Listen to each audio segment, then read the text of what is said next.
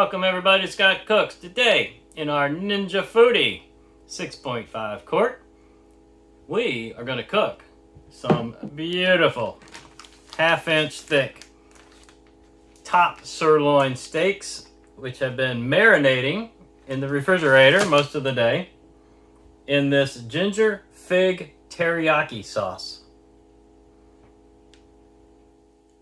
from a company called Vidalia Gourmet. Never heard of them. Anyway, found it in a specialty shop. I'll tell you what's in it real fast, and then we're going to start to cook. I'm going to show you what we're going to do. Fig puree. I love figs. Sugar, balsamic vinegar, red wine, soy sauce, some food starch, and ginger. That's it. Very short ingredient list. You know that's the way I like it. Ginger, fig, teriyaki sauce. Anyway, put quite a bit in there. Got it in a Ziploc baggie. These are pretty good sized steaks here. We're going to do them tonight on our sear and sizzle. I want those grill marks. So, sear and sizzling it up tonight, guys.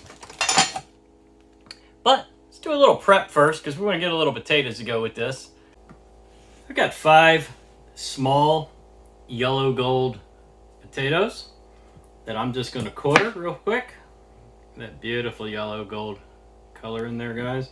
I am leaving the skins on because these are very, very, very thin skinned, and I like the skin on in my potatoes when I roast them, which is what we're going to try to do.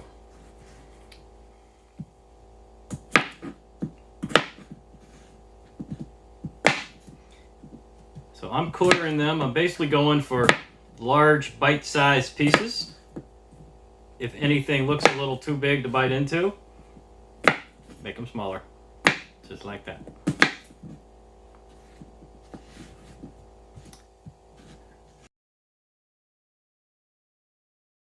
Straight in to the bottom of the pot, guys.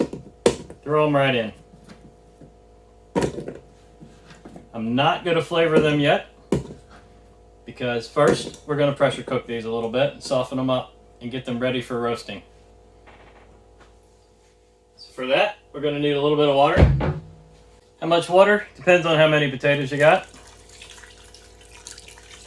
Just enough to pressure cook them. That was 2 cups. I'm going to add just a little more. I don't want to really cover them, but I want to get them close to cover. I'd say that's pretty good right there. Let's grab our pressure lid.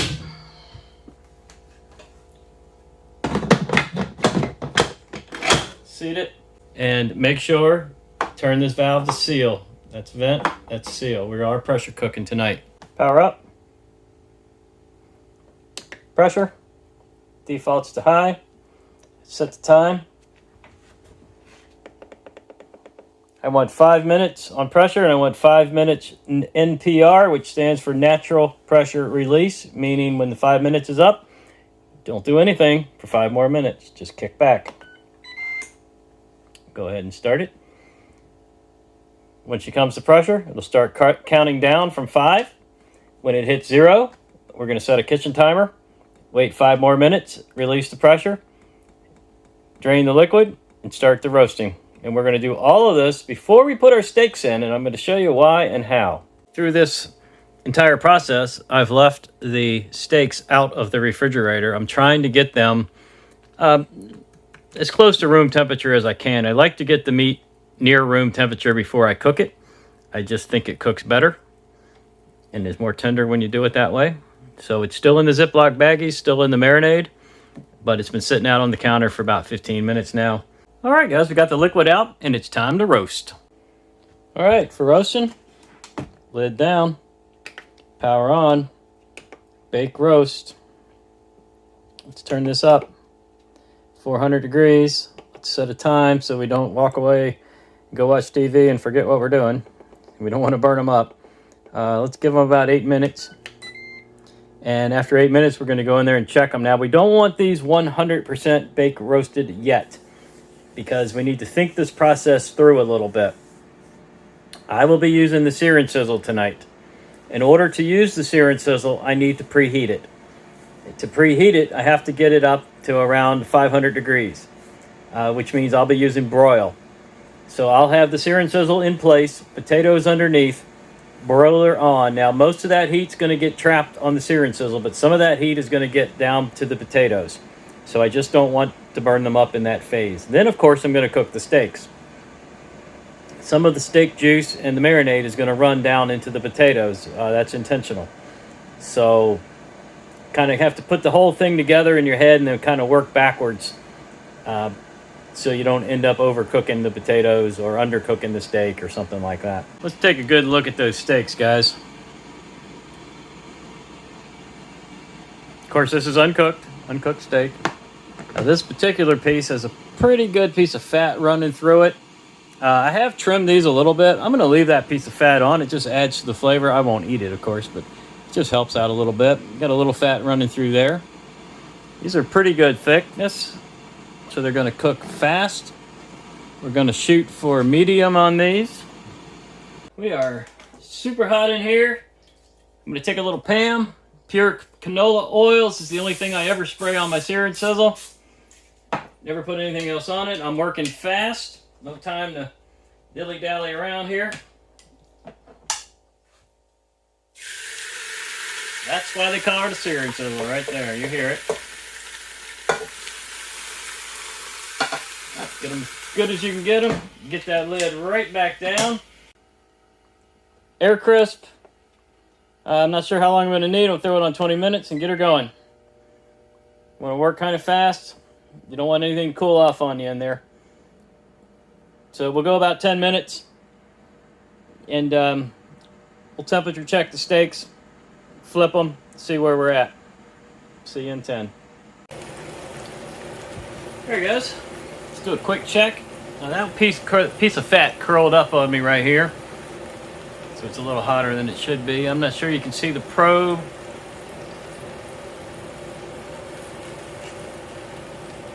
Yeah, we've got some different numbers going on there, about 130 to 150. That's typical because it's curled up on me a little bit. We're going to flip it. Look at those beautiful grill marks. Look at that. It's a very thick piece of meat. Let's get it back under the heat. And we're looking for about 150-ish. It's gonna vary point to point. I'm just kind of trying to find the thickest pieces. So get around 150. That one thin piece might need to come out a little earlier. So they are fresh out of the Foodi. They're running about 150, a little higher in places, but the average is around 150, 152. We're gonna let these sit and rest. Temperature will rise slightly, 1 or 2 degrees. It should be a pretty good medium. We've got some blackened on the top. That was just the ring of fat. I like that. I wanted that to happen. It's the way I like to cook them. Adds a lot of flavor to the meat. So we're just going to let them sit here for about 5 minutes. And we're going to go in there and check out those potatoes now and see how we did on those and probably pull those out as well. I wanted to show you these potatoes before I took them out of the Foodi. So some of the grease, fat, and marinade dripped down while we were cooking the steaks, and it just created an absolutely beautiful golden brown roasted potato. Let's get those out. Wow, dinner is going to be so good, guys, so good. Top round sirloin Angus beef steak cooked in the Ninja Foodi on the sear and sizzle. That's made by a company called GrillGrate, with roasted yellow potatoes underneath. And let's cut into it with the grain. Let's see how we did. Well, I can already tell you that is super tender. And I can tell you that's medium. So, I think we've achieved our goal.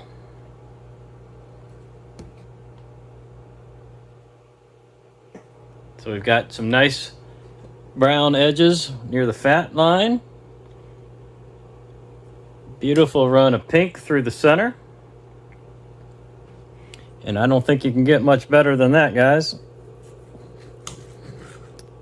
Well, let's take a bite and find out. Let's start with a piece of steak. Still smoking hot.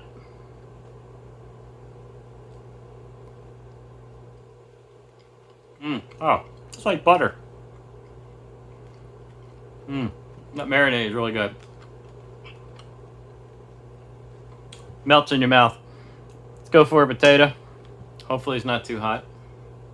Look at that golden brown. Sorry about that. My microwave. I love roasted potatoes, especially with meat cooking over top of them. Absolutely fantastic. That's it, guys. I want to thank everybody for watching. I sure appreciate it.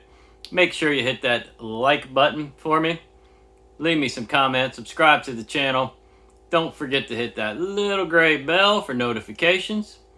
And we'll see you soon on the next video. What are we going to be doing? Foodie? I don't know. Brio? I like the Brio. Oh, Blackstone Griddle. If it's good weather, we'll go outside and do some cooking. You never know. We'll see you soon on the next video.